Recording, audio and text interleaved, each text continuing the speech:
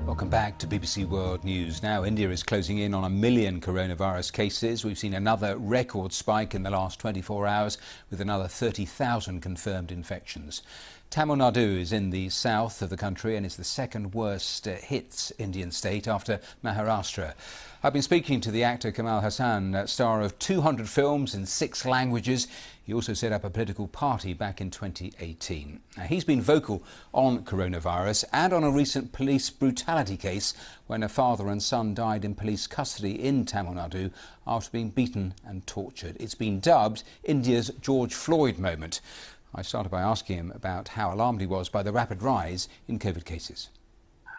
Quite alarmed in the sense of the lack of transparency from the governments, both central and the state, and also a certain amount of complacency which is settled in among the populace. They think it'll go away. There's need to be more propaganda of the dangers of what happens when it spreads to the rural areas. I'll come back to that thought in a moment, but you've released a song to create a sense of positivity around lockdown. Now, I'm going to put that on the screen before I ask you another question or two.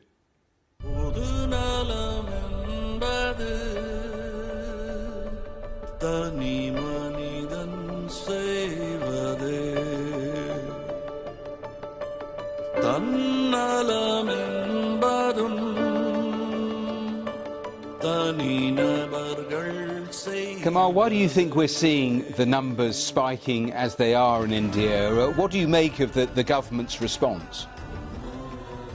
I think first it was wishful thinking, and now we're trying to catch up. I mean, we should have been more careful, but that's water under the bridge, and no use talking about it. What we have to do now is to make the citizen participate responsibly in this movement to save all of us. And we are talking about the world now. And how do you actually do that? If you can't elongate lockdown, because we've seen incredibly restrictive measures put in place in different parts of India, if you can't elongate that, then what do you end up doing? I think we'll have to get used to the idea, not get panicked. That's why the song, the hope about surviving, we have survived much worse compared to other viral diseases like Marburg or Ebola.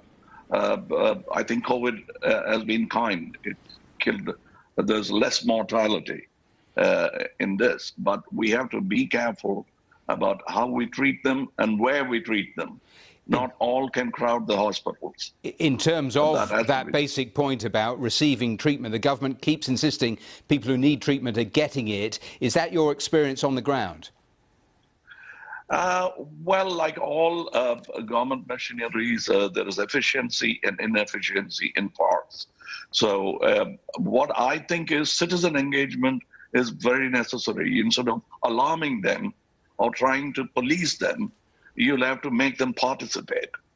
And that's what we are trying to do in our movement, where we are taking them into confidence, because COVID is here to stay for quite some time.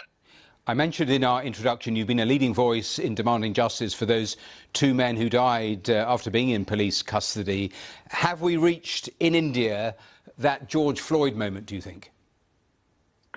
I hope so. I truly hope that we have reached that moment, because I think this kind of brutality is not possible without political patronage. Exactly on that point, we had a recent report that suggests 1,700 people died in police custody in India in 2019. India's National Human Rights Commission says violence has become, quote, routine. Is it routine? Is it systematic? Does it go way beyond just rogue police officers? Yes, it goes way beyond because of the patronage they're getting from the top. And if they wrap the knuckles in time, there won't be so many renegades in policemen, because look at the numbers. And Tamil Nadu is quite notorious for the numbers.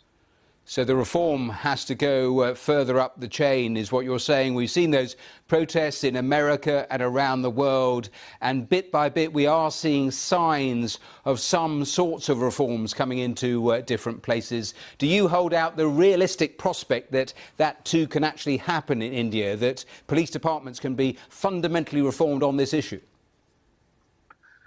See, there is already a judgment by the Supreme Court to create reforms in the police department. Two successive governments have neglected it for convenience sake, their convenience. I think the time has come when you have to put the foot down, people of Tamil Nadu, India, and maybe the world, and see that reforms are in place and human life is respected.